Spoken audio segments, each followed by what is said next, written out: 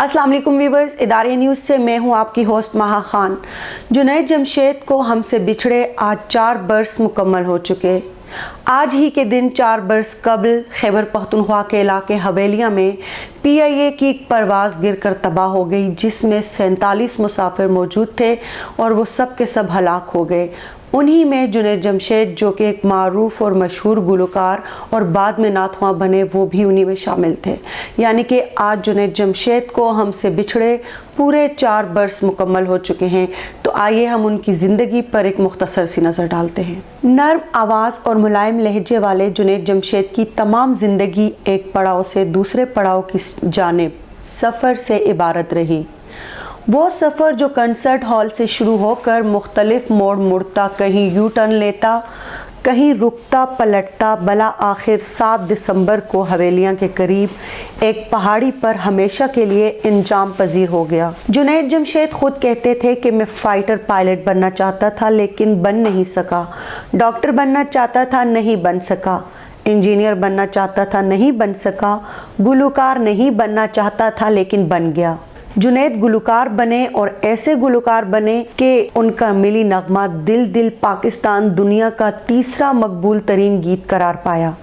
लेकिन जुनैद गुलकारी के पड़ाव पर भी नहीं रुके। इस मैदान में शोहरत, इज़्ज़त और दौलत कमाने के बाद उन्होंने एक बार फिर अपनी सिमत बदल दी और शोबिस की चकाचौंध छोड़कर मजहब की दुनिया की तरफ निकल गए। उनकी सीमावी फितरत ने उन्हें वहाँ भी टिकने नहीं दिया और वो वापस आ गए। उन्होंने एक फिल्म में काम करने के लिए दाढ़ी भी तुड़शवा दी।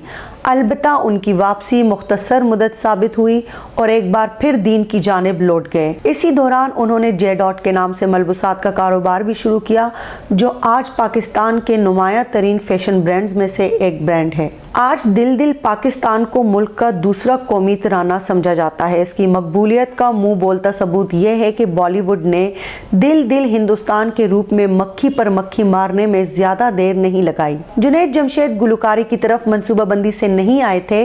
उन्होंने एक इंटरव्यू में कहा था कि उन्होंने गुलकारी अपने भाई हमायूं की वजह से शुरू की। जुनैद की फितरत में करार नहीं था। वो कहते हैं कि तमाम तर इज्जत के बावजूद मुझे अंदर से किसी कमी का एहसास रहता था।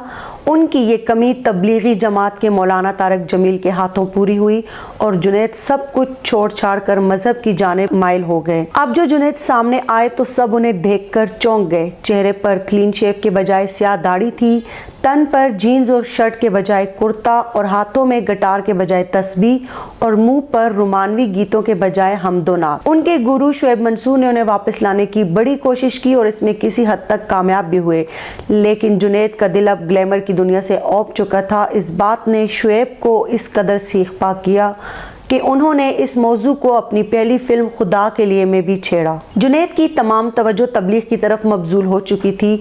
वो तकरीबन कुल वक्ती मबलग बन गए और आम दुनिया के अलावा टेलीविज़न प्रोग्रामों में भी दीन की दावत देने लगे।